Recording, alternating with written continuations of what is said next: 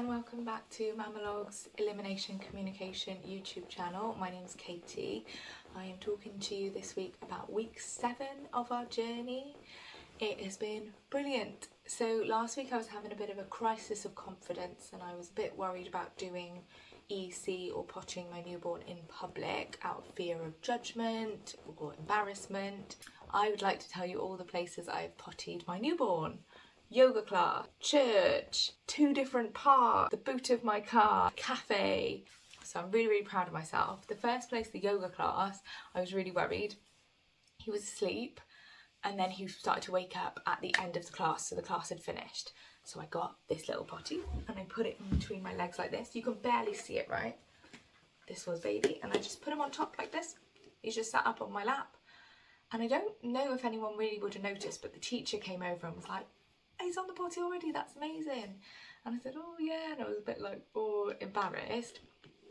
But actually a mum next to me was like, does that make it easier to potty train your toddler, sorry? And I said, yeah, it does. So I introduced her to my YouTube channel, and another mum was like, she wanted to know a bit more as well.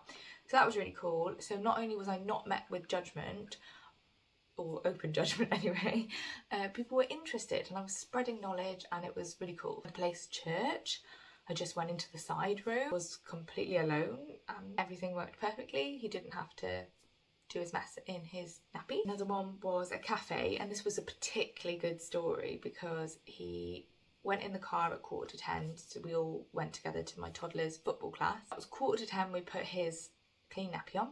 He slept until 12:30 in the carrier.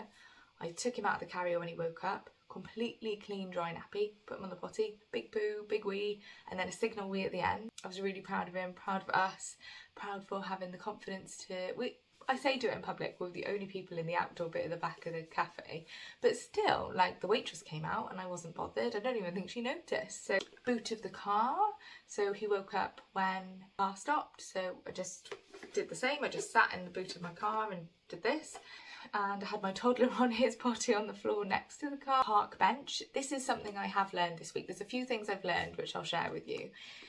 We did this on a park in the bench. He did his wee and poo, lovely. But how do I get rid of the waste when there's no toilet around? So on this particular occasion, a friend of mine had a bottle of water, so I slushed it out and put it on a tree. I don't mind doing that with wees, but I didn't really feel comfortable doing that with a poo. Luckily it's a newborn wet poo, so I don't think it was that bad. And on a tree, it's not like children will be playing or putting their hands on the bottom of a tree trunk, really, hopefully not. But what I would do next time is get one of those food recycling bags and put it in the potty and then just do everything as normal again. I don't normally hold my baby like this, but yeah, I'll just do everything as normal again, and then just tie up the food recycling bag and put it in a public bin. What I find really useful as well, what I've learned this week, is when he wakes up, most likely he will want to feed. But if as soon as he wakes up, I strip him off, put him on the potty, he'll do a wee.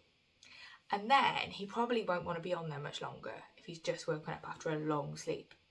So then I put him over the potty like this and feed him. I said last week I wasn't really enjoying breastfeeding him over the potty. I've got through that and I've learned how to do it better now.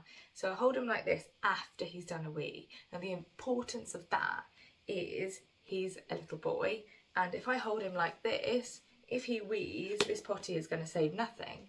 So if he's already just done a wee, I feel totally confident holding him like this.